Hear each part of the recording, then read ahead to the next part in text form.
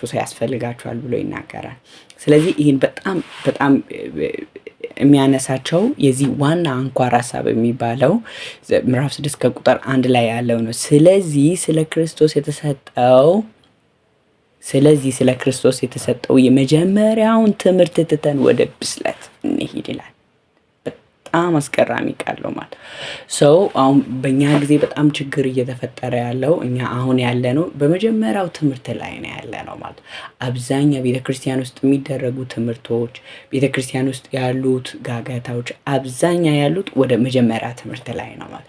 የመጀመሪያውን ትምህርት ትተን ወደ ብስለት እንሂድ የሚለው የዕብራውያን ጸሐፊ አሁን ያለንበት እንደ ልጆች ወተት በመጋት ላይ ነው ያለ ነው ማለት ነው። ወተት ያስፈልገናል እያለን ነው ያለ ነው።